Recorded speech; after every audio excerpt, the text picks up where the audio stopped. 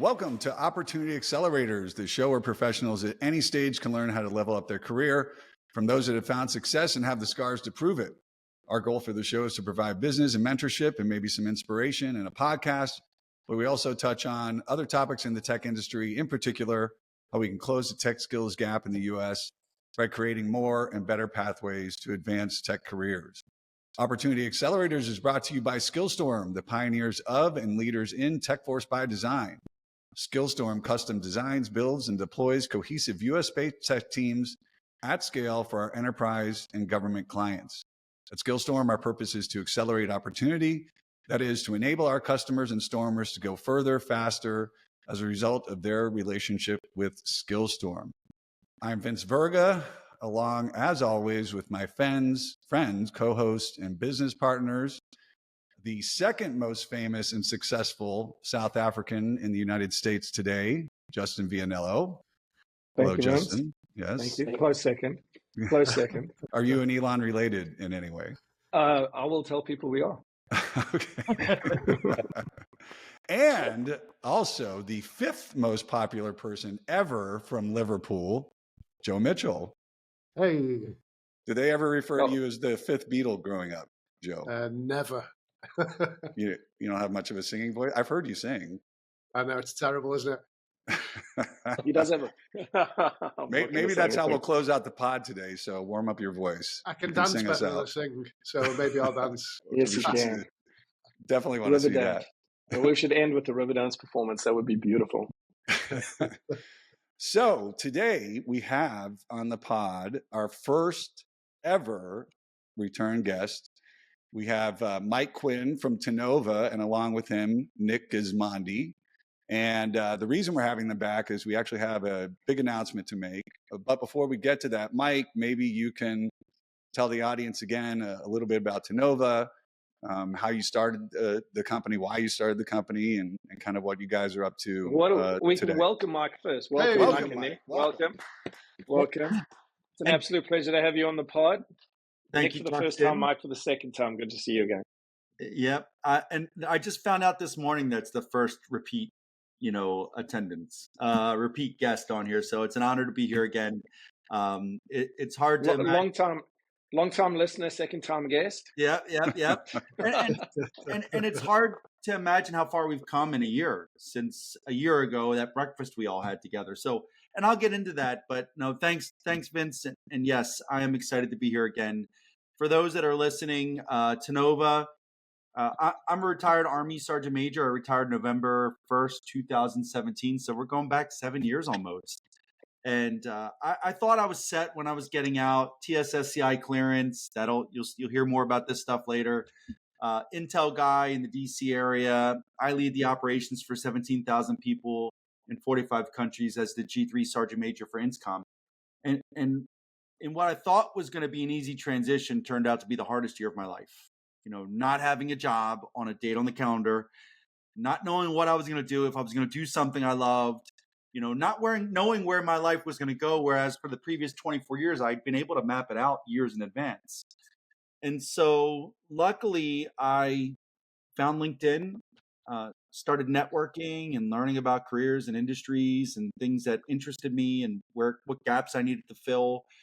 And, really took that to a point where when I got out, I had a great job offer. I went on to work for a few years at Ernst & Young as a senior manager of people advisory services, and then focused full-time on Tenova and higher military. And after that, so where Tenova started out was, originally it started out as one of my mentors saying, you need to start a business for like tax write-offs. And so I, spent like 2 weeks trying to figure out a name. And the name that made sense the most to me was a mashup of two words that have always been important to me, and teamwork and innovation. That's where Tenova came from. And so I started the company, and then we had a group of people were applying for SkillBridge. For those who don't know, SkillBridge is a program. It's a Department of Defense program that allows transitioning military to do internships, apprenticeships, OJT, job shadowing, training opportunities at companies full-time, 3 to 4 months, companies not allowed to compensate them. And so there was a great program here in the DC area that had 30 vacancies and 90 people applied, all very highly qualified senior leaders. And so when 60 of them got an email that said they didn't get selected, how do they find an internship? Probably about 5 or 10 of them reached out to me and said, what do I do? And I realized that they didn't have the knowledge and the experience to be able to find their own. And so that's where Hire Military came about. We created a platform that connects industry with service members to navigate this difficult skill bridge process, not only just from a DoD or a military branch processing perspective, but also from a pairing, great talent with industries that want them, right? Being able to tell service members about opportunities they never heard of while they're in, or identifying, opportunities for companies to bring in unique talent. And so that's where Hire Military came about. We grew that platform over about 5 years or so, and then I kind of realized that I'd hit a point where we weren't going to. I didn't have the knowledge and experience to take us to the next level. I didn't I knew the military space. I kind of knew staffing. I had the relationships and all that, but I didn't have enough knowledge and experience to handle the contracts, the financials, the growth, the GSA schedules and all the other stuff out there. And it just so happens that a few years prior, I'd met this Air Force colonel at a retirement ceremony for the Chief Master Sergeant of Presidential Airlift Group, Brad.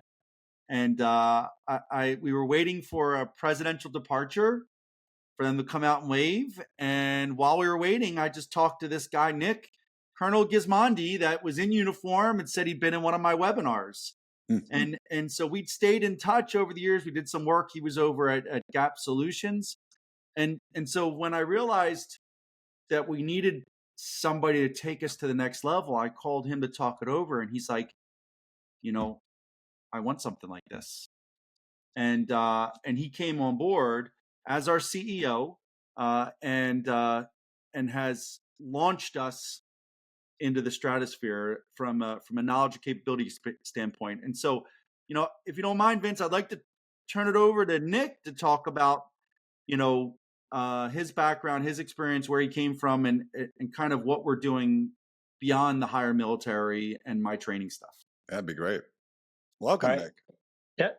Thanks. Welcome. It's nice to be the first time on the show. I know I've met with you guys a couple of times, and it's awesome to be part of this group. So thank you for the introduction, Mike.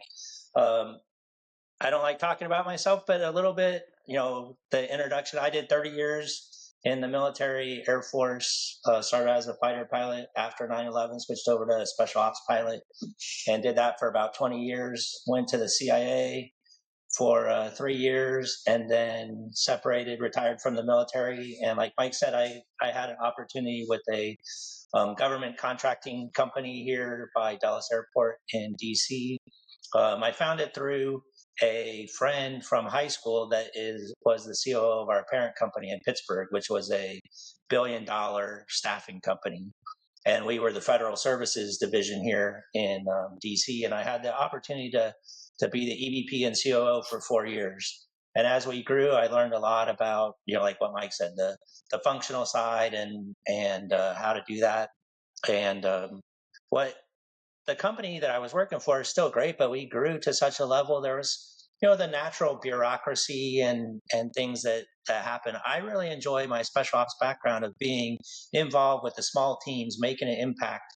And it was great through COVID to work with the other company. But as we grew, when Mike offered me this opportunity, which was, in and around the veteran space, and to be, more impact maker on a smaller company, I really, thought that would be great for my my time in my season in life. And so I've been on board with Tenova for about 6 months, and partnered up with SkillStorm. I think there's so much great opportunity ahead. And like Mike said, we have an awesome platform and roots from the Tenova company and Hire Military brand that he created, and we've really branched out to provide education and training, consulting, staffing through either direct hire or these intern programs, advertising, marketing, and influencing, and then management, personnel services, which is placement of people either in the civilian or government world. And we're super excited about the future and this joint venture where we can partner. We have dozens of Fortune 500 companies that we work with, and obviously about 2 million veteran population, retired people, transitioning spouses, friends, and family that allow us to bring a lot of experience and the staffing personnel to work on these programs and then put them back into the corporate world or government contracts to support this critical need that we're going to talk a little bit more about today of how do we get these technology, how do we get these high functioning people into jobs and careers to make the world better. Awesome. Yeah, and obviously huge. It's been doing this for 30 years, right? And just IT services generally, a lot of that in the government contracting space. And I think the biggest bottleneck has always been, I'm not going to say it's easy to sell IT services, but everybody needs it, right? And the biggest challenge has always been just there's not enough people with the most in-demand skills, and that is especially true in the government contracting space. So Joe, maybe before we go any further, maybe you can refresh everyone and bring them up to speed on what SkillStorm does, and more specifically on what we're focused on now as an organization. Sure. Well, great segue. So here at SkillStorm, we custom design, build, and deploy tech teams at scale for federal contractors and large system integrators. So we work with the likes of AFS, Deloitte, GDIT, SAIC to really understand what their specific labor needs are across the different agencies that they're working on. And then we build teams specifically to meet their labor category requirements. So making sure we know the full skill set and tech stack, that they can meet the educational requirements, meet the work experience requirements, as well as the clearance level requirements, whether that be an MBI for the IRS, a secret for a specific agency, or whether that be a top secret role. We're able to build teams for these federal contractors at scale that can hit the ground running and be immediately impactful from day one. Excellent. Justin, anything to add to that? And then now maybe it's a good time to reveal the big announcement and sort of the why behind that from your perspective. Sure. I don't have a lot to add. That's the most succinct description, I think, Joe, I've ever heard come out of Joe's mouth of what SkillStorm did. So I'm actually taken back by it. But I will, Nick's already teased a little bit about this, but there is a big announcement. It's my great pleasure to announce that SkillStorm has formally partnered with Tenova. We have formed a joint venture. It has actually happened a little while back, and we've actually been working together for a while, and it's proven to be effective, highly effective, and we're incredibly excited about the opportunities that we are pursuing together. I think in terms of why we went down this route, our purpose is to accelerate opportunity. That's why we call the Opportunity Accelerator podcast. It's part of what we do. And because of the status of our company, there's certain opportunities that we can't access. And so having a partner that can open up those opportunities to us, to new areas that we haven't been able to access in the past, that's the first part of it. That's important. And secondly, with the infrastructure and the network that Tenova has in terms of being able to access veterans, transitioning service members, military spouses, just opens up the aperture for us in terms of the people who we can bring into our program together and the opportunity we can accelerate into the market, plus the benefit of being able to bring cleared resources into those opportunities. It's sort of a partnership made in heaven. So we're very excited about bringing all these pieces together. And we believe that we're going to be a formidable force in the market in terms of really dealing with the specific skill gap that the federal market is facing now. And what we all know, based on retirements over the next 10 years, is going to get infinitesimally worse. Absolutely. And Mike, Tenova is a service-disabled, veteran-owned organization. Maybe you could talk about what that means, Obviously, if you're Mhm. involved in government contracting, most people know. But why did the government set up these programs? Why is it important? Maybe if you could talk about that a little bit. Absolutely, Vince. So, we're a service-disabled veteran-owned small business. So SDVOSB is the way we usually call ourselves when it comes to that. And really where that comes into play is in two different ways. One is that as a SDVOSB or a disadvantaged business, the government can direct award contracts to us. So typically 4 million with a 1 million add-on at the end without much work, direct award contracts up to that amount.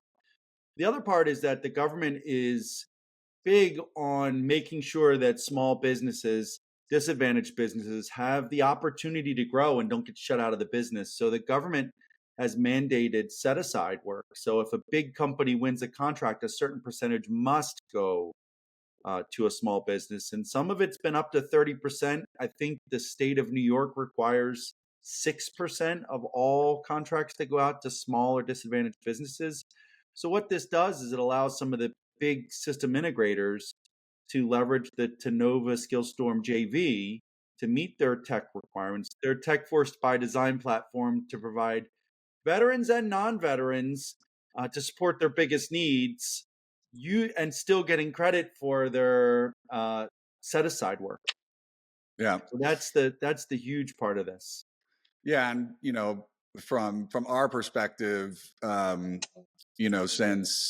since we started the Tech Force by Design model or platform or strategy 5 years ago, we've been very focused on hiring veterans. I think it's about 40% of our hires come from the veteran community, and so that's what the synergy was clearly there.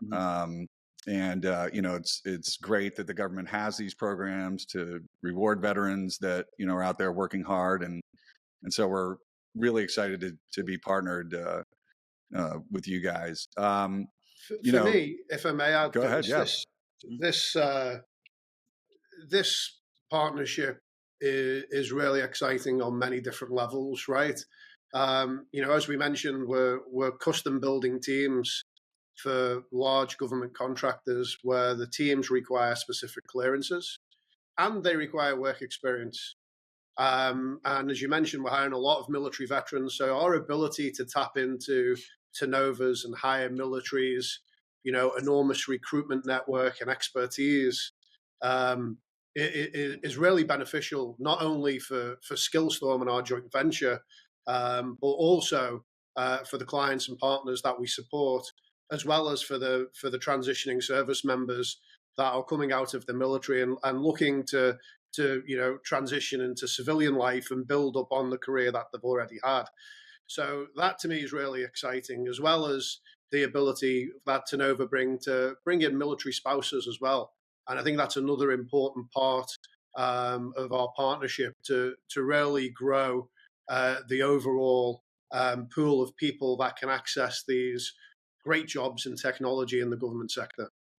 Yeah, I was just going to add to that, Vince. Over the last 5 years, we've tried a lot of different things around securing clearances and skills, right? And anyone that has an employee that they've tried to take through the process of securing a top secret clearance, strap yourself in. The timeline can be 2 years, right? And that's if everything goes well. And so that doesn't deal with the issue that a lot of our clients have, which is we require someone with the skills and the clearances. And so having an organization like Tenova that can access such a broad population of people that already have those clearances and then have the ability to bring them into our program, obviously SkillStorm's incredibly strong at being able to provide those people the skills and the certifications to be effective in cybersecurity, platform, coding, whatever it is. That's where we really put this model on steroids, because we know that clearance skills gap, that combination, is an issue, will continue to be an issue, and we're not seeing the clearance process speed up. In some cases, it's actually slowing down. Yep. And so that demand's going to continue to be there. Yep.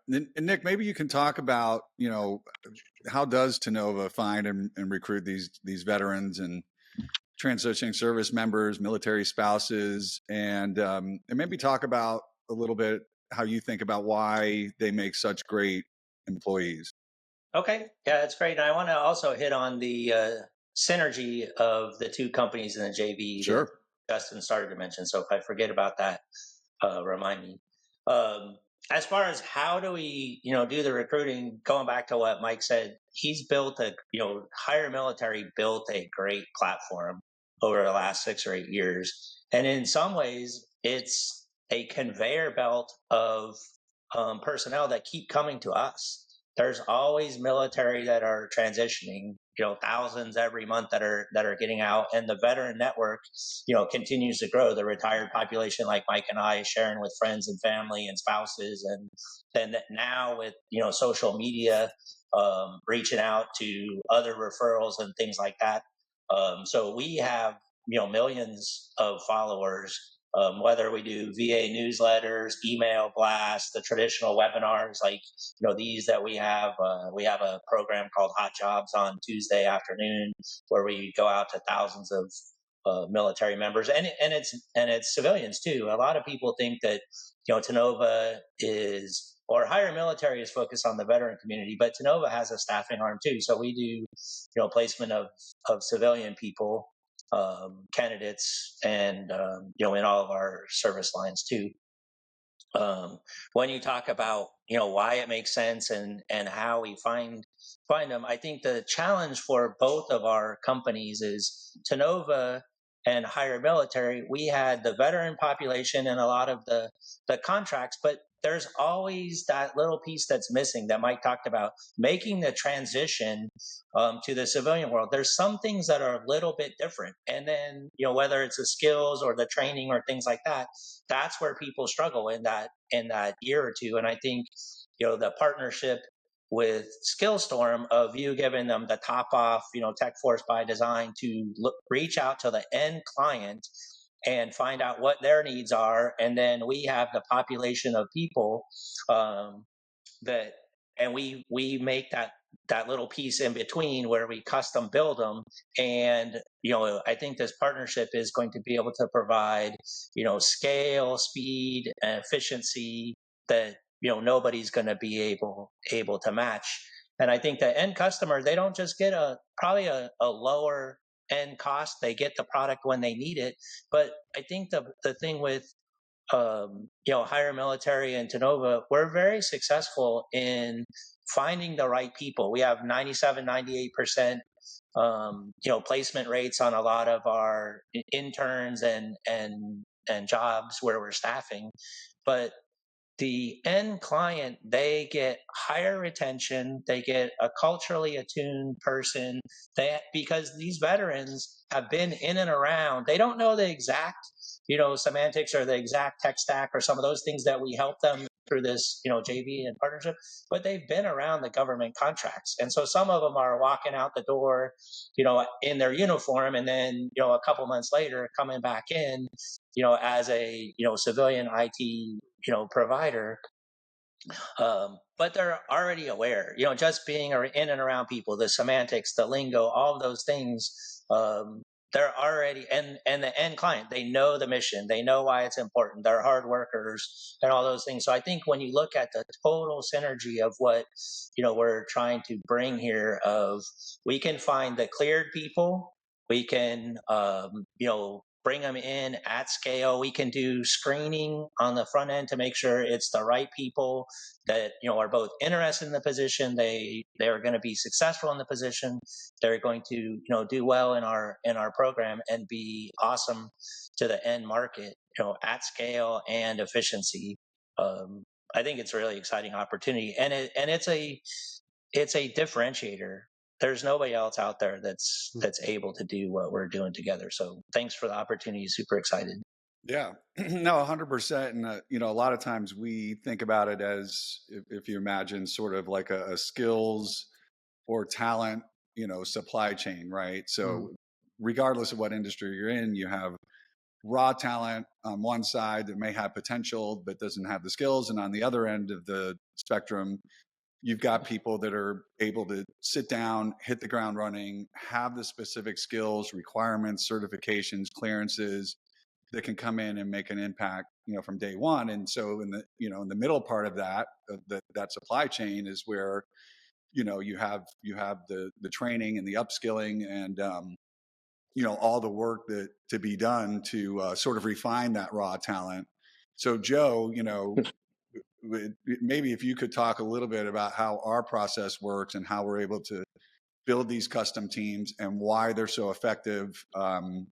It's sort of crazy, but we actually have a 97% retention rate, which is one of the huge benefits of our platform. But maybe you can talk a little bit about how that all works. Sure, happy to. So, as Nick mentioned, we provide a differentiated service. So this isn't a typical staffing carousel where, what do you mean by that? The problem that we have today in whether it's in the federal sector or the commercial sector is that the costs are just being driven up because there's such a shortage of supply of talent in the tech market.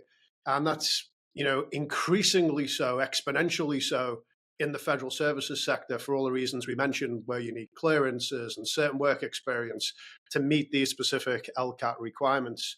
So what we do is we team with the large federal contractors and large government system integrators, and we really get to understand two things. One, what are they bidding on? So what are the contracts that they're going to bid on? And we can help differentiate them in the marketplace by having access to a ready-made net new pool of talent that isn't available on the market. And that can help lower price and improve consistency of quality and help drive their digital transformation initiatives. The other aspect where we work with large federal contractors and system integrators is on post-award. Because as we mentioned, there isn't enough people in the market. So all they're doing is taking someone off a project at a different agency and bringing them over to another federal contractor to do very similar work at the cost of the other agency. So what that does is it drives up cost. So what we're finding with a lot of our federal contractors is that we're actually helping drive down their costs because we're bringing in net new people into the marketplace who can perform these job functions at a very high level and be hitting the ground running from day one. So that's the big differentiator in the marketplace, is that we're building net new teams of talent. How we do that is by working with organizations, and hence our partnership with Tenova and Higher Military, is to bring in people into our organization that have many of the skills already, but not necessarily the technology skills. So we have a comprehensive and rigorous recruitment and screening process, and we have a number of recruitment partners, and we go through an extensive screening process to make sure that people have the aptitude to be successful in our program. When they come into our program, they're hired day one as a SkillStorm employee. They come onto our payroll and get all of the benefits that you'd expect of a well-established company. Then we put them into a build cycle based on the client's needs. So this could be cloud infrastructure projects, cyber, data engineering, AI, SAP, Workday, ServiceNow, Pega, or Appian, any of these tech stacks. And what we do is we put them into a build cycle, which is very specific for the client. And over a 10 to 16 week period, they gain the skills and the industry recognized qualifications. And by the end of that process, we've essentially taken, say, 20 people, and we'll probably have 17 or 18 that actually finish and successfully complete. And at the end of that period, we'll then deploy them to our federal contractors as a subcontractor on those particular agencies or on those particular work at those agencies. So we're building net new teams of people. We're able to predict when the workforce will be ready, and we're able to fill those specific roles that meet the specific labor categories. Yeah, so that's awesome, Joe. Can I chime in a little bit? Please. about how the Tenova staffing engine helps out with that? I mean, obviously, you can take people off the street, and we have that part of the model here. But any of the veterans that are out there that have been working other things, we can bring them in and put them through a cohort. But one of the exciting things that we're also doing when we talked about the internships and helping the current military that are transitioning out is part of an internship where we, the government sponsors them for up to 6 months, is to come into these cohorts that Joe's talking about, the 10, 12 weeks of training. And we find people that already have the clearances, that have the technical aptitude, they have the desire for these type of training programs, and then they have a job waiting for them, 3, 4, 5 months down the road. And the end client and the government is a winner too, because there's the predictability of this custom built product with the clearance, and we know a couple of months ahead of time. And so I don't know if I'm letting the cat out of the bag, but we had a cohort start in July. We had one start here in September. We have another one planned to start in November. And I think the concept is going great to, bring that veteran talent with clearance, all the aptitude, bring them through the program, at speed, at scale, to custom build at efficiency for the end client. Yeah. Now, this is really super exciting. I'm glad you brought that up, Nick. I think we've got 36 or 38 Mike people in the program.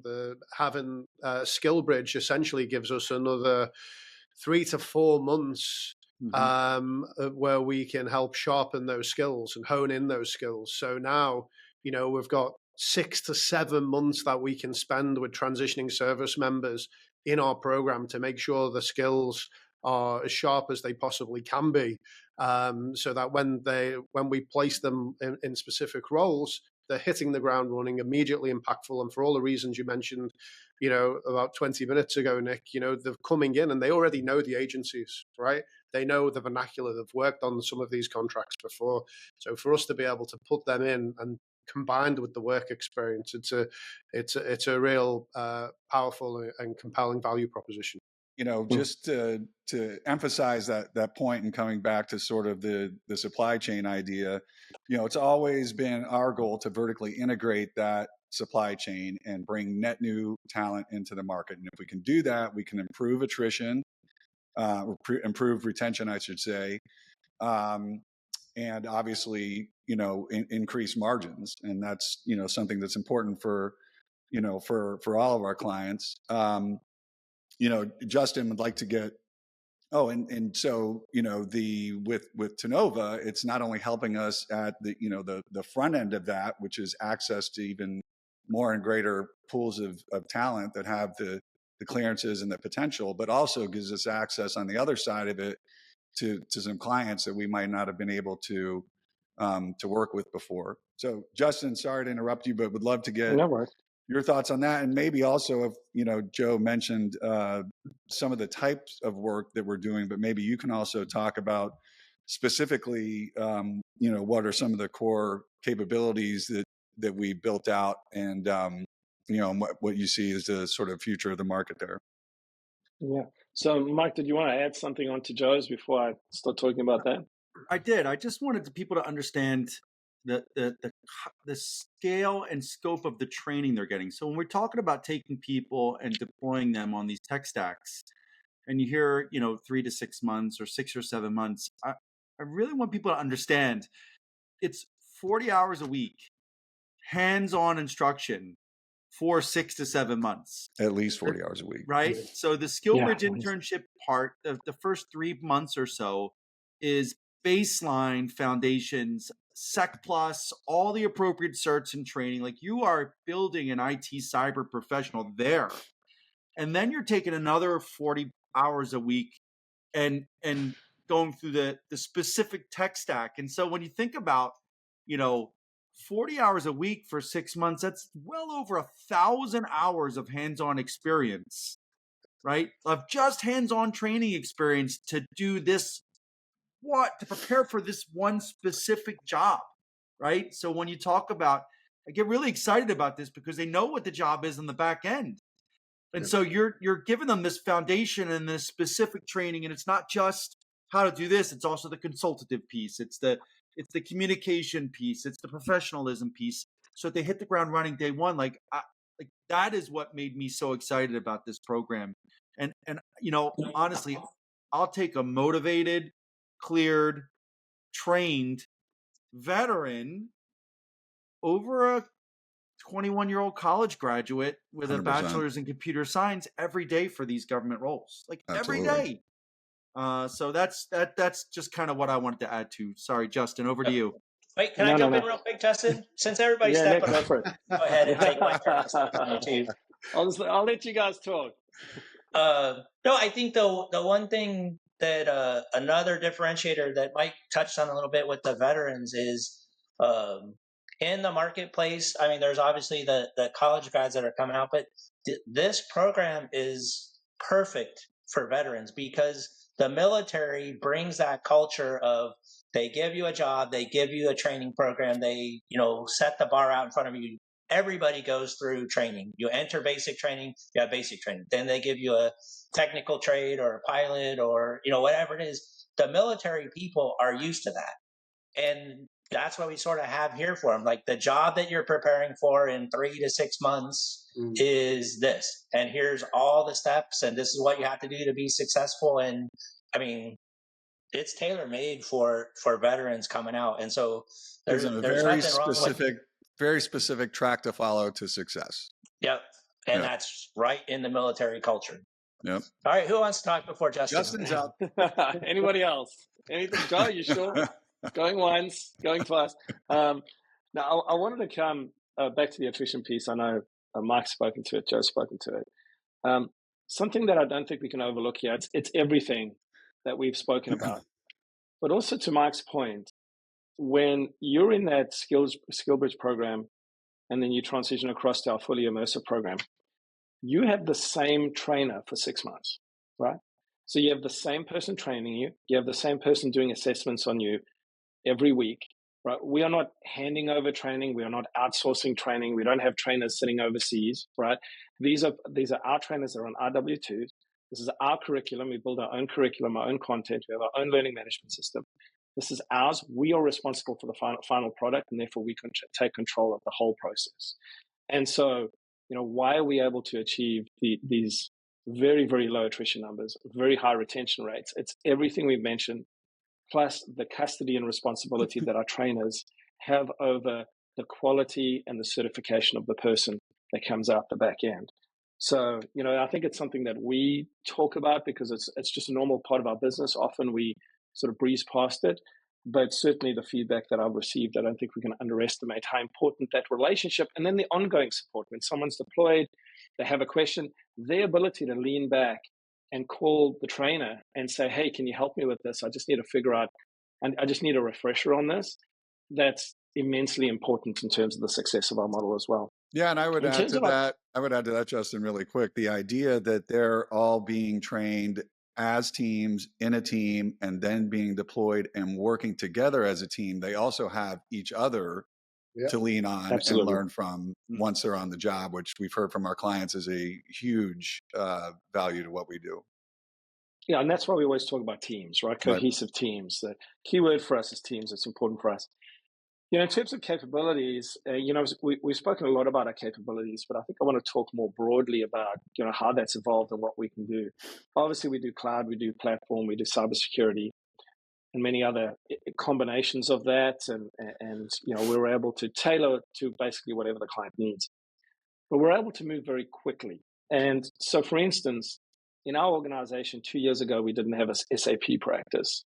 We now a partner, we have a practice. We have a team that's supporting and delivering that, and we've delivered close on 150 qualified SAP people with clearances into the market. That's pretty fast for someone who's really, or for an organization that's really stood up an SAP-focused practice in the last 2 years. And more recently, we've had Workday, where we've been able to do something very similar. So it's not just the fact that we have a broad range of capabilities that our clients can call on. It's that where there are specific areas that we see growth opportunities, and that we work with our clients to uncover, evaluate, and test those growth opportunities. When we both agree this is something we want to pursue and that's going to offer us scale, we're able to use our internal resources to be able to build out the infrastructure to support that very quickly and deploy it. And I think that that is a core strength of ours and is going to be a core strength of the joint venture to be able to venture into areas that maybe in the past we haven't quite been able to access and be able to rapidly deploy not only in existing technologies, but in new technologies that we see coming into the market over time. Yep. And yeah, it's pretty remarkable, right? Because at one level, it's like, if you think about our capabilities, it's like we have this bazooka that we can fire in almost any direction, depending on, the needs of our client. And, but because of our capabilities, we also have a laser-like focus on, these specific technologies that are most in demand. So, Mike, I'd like to get some final thoughts from you. How do you see this evolving over time? And just anything else that you want to share?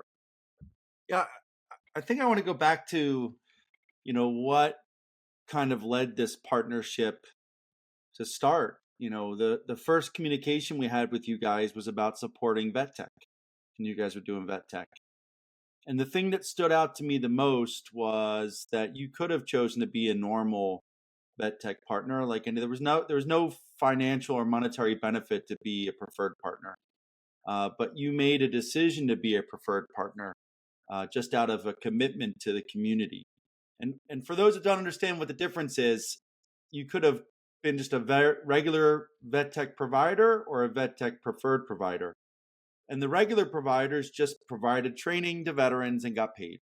The preferred providers had the additional commitment. If they didn't find them a job, if the person didn't get a job within 6 months, they had to pay all that money back. And that was, for someone that is so engaged in this community, that really stood out to me, because that was a decision you all made to support the community over just money, and that resonated with me. And so when I got the original invite almost a year ago, hey, we're in Arlington, why don't you come down and get breakfast? Normally I wouldn't go because I don't like driving in that way and parking, getting breakfast. I went and I had the breakfast with the three of you, and I realized, wow, there's a lot more here as we started discussing, and there was a real alignment in our commitment to the community and our commitment to, building this new talent, deploying this new talent across the government space that was going to lead to, a lot more opportunities for better people in contracting, right? Like providing really incredible people that hit the ground running and do the job. None of this LPTA stuff, lowest price technically acceptable, which drives me nuts. None of this, we're going to bid low to win it. This is amazing talent, day one, that get deployed to meet your tech needs. And so where I mean, the sky's really the limit. I really see, we have 36, 38 people scheduled in full TS clearances going through training cohorts right now, SkillBridge plus Tech Force by design. And we paused it. We could probably get 100, 200, 300 over the course of a year if the need was there. And, we've got, opportunities across all the large government providers and all the tech platforms. I think, Justin, you are very humble when you talk about what you guys can do. Lou Forty shared with me the one slide that says all the things that you train, and I think you had to use whatever font was font 4 to fit them all on one slide. I mean, it's and so to be able to, I'm really excited to create this opportunity for our community, right? So the service members, veterans, military spouses, and our supporters. Nick likes to talk about the alumni. We're not restricted only to service members, veterans, and military spouses. There's a large community of talent out there, and provided to support government agencies with these government, these service integrators at scale, cleared and uncleared. I mean, it's just the values align, the vision aligned, and I think that our capabilities come together in a way that no one else is going to be able to match sporting a service-disabled veteran-owned small business commitment there. Being able to fill those SDVOSB disadvantaged business set-asides. Like the sky is the limit, and I don't say that in a corny way. We're going to be storming through the industry, storming not on. troopers, but storming. Yeah. Before we wrap up, Mike, you brought up something, the vet tech contract. Justin or Joe, whoever wants to take this, I think this was a really important program that the VA had in place. Maybe you can talk more about that, familiarize everybody more with what that program is and kind of where it stands today. And maybe you want to reemphasize how, we were a preferred partner for that and really, getting paid for real results there, getting people jobs. Whichever one of you wants to take that. Well, Joe, you can talk to the program. I can talk to the status if you want. So the Vet Tech program is a fantastic program, and it's now on pause. It was a 5-year program where transitioning service members and military veterans could get training in technology by a number of different companies to prepare them for a job in the tech sector. Now, as Mike mentioned earlier in the show, there's 2 statuses or 2 levels. There's the vet tech training provider or a preferred provider. We chose to be a preferred provider because, firstly, we thought it was the right thing to do, which is there's no point training somebody if there's not a job for them at the end of it. So we believe in our ability to be able to, and with our, the number of organizations we work with, to get people great jobs in the tech sector.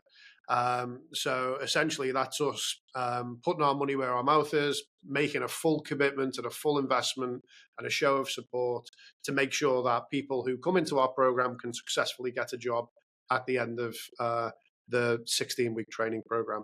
And if they don't, the cost is all on SkillStorm. Now, I believe there's about 6 preferred providers out there and about 60 regular providers. So as you can imagine, the success with the preferred providers in terms of helping people secure the employment in the tech sector was very high.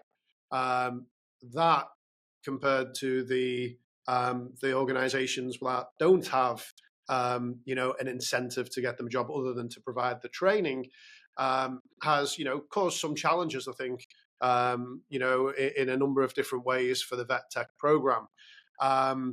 But we're very hopeful and remain optimistic that the program will be reinstated. So, Justin can provide an update on where that is. Yeah, the program, what we were hearing was that it was going to be reinstated before the end of this year as a separate bill.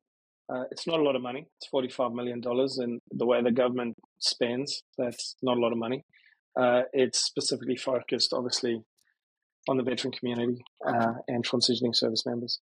And unfortunately, because of partisan politics and because of the timing, that bill that had bipartisan support no longer has bipartisan support and has been held up.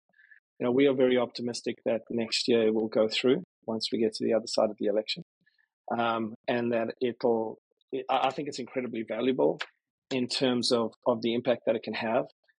There literally been thousands of veterans and transitioning service members that have been able to access training through that bill and have been able to accelerate their careers. We know that 72% of transitioning service members want a career in tech and they just don't know how to find it. And so VetTech's a very, very important tool for them to be able to dip their toes into the tech space. And if they like it, to be able to really leverage that to develop a career in tech. So we're incredibly disappointed that the government hasn't done what we thought they would have done and had this in place by this time next year. But hopefully they get their act together and actually pass something that can have a material impact in the veteran community next year. Yeah, and the good news is, both sides of the aisle want to support veterans. I do think that there is true bipartisan support for that. Obviously, a little bit of politics in an election year and all these continuing resolutions. And so, we know that these representatives are motivated to really want to help veterans. And, I think we're very optimistic that it will be reinstated next year. And and we can help a lot more veterans. So I think Mike had something you wanted to add. Yeah, Mike, bring us home. No, I just wanted to say, I've been over speaking to the House and the Senate, and both sides are very, very much supportive of transitioning military and veterans and helping us find meaningful careers. My advice to them was they should just make the program preferred required. Like there should not be an opportunity to not be preferred. Make the company put some skin in the game. Right? Absolutely. And I just wanted to, as I take us home, one of the other things that really impressed me about SkillStorm is that I know that there are a lot of companies out there that prey on, and I don't want to say some, but prey on GI Bill, that prey on boot camps, that just like, let's get as much money out of this, education, service, like whatever for people so we can train them for cyber or IT. Many of them don't even give them the certs. They just send them through the training until they're out of money. And there's no pipeline on the back end for jobs. And so I can't tell you how many hundreds or thousands of service members I've seen that have gone through IT training, cyber training, and can't find a career. And so what really, if we're going to talk about bringing it home, what really makes a difference is IT training with no experience. What is it? Right? Yep. It's not making a career for you. And so when I always talk about the programs that, Tenova SkillStorm JV has, or just SkillStorm, when I refer people over to you, I say, not only do you get, world-class training, you get years of experience already lined up on the back end. And so you get the training. Direct access to a job. That's what I mean. Like you get the training, you get put into a job to use that training for a few years. Sky's the limit, right? Because once you are in the cyber IT system world and you have knowledge, training, certs, and a few years of experience, like the world is your oyster. Yep. And that's the challenge most people face is I need, what is it? I need training to get experience. I need experience to get trained. Like they just can't crack that both. And so you guys have created this pathway, and now we have created this pathway or extended the pathway for people to get incredible training and incredible careers. So that's just kind of what I wanted to take it out to. Great. Yeah, and just in closing, I think, from my perspective, what I'm most proud about, we talk about having, skin in the game, and SkillStorm has skin in the game 100% of the time.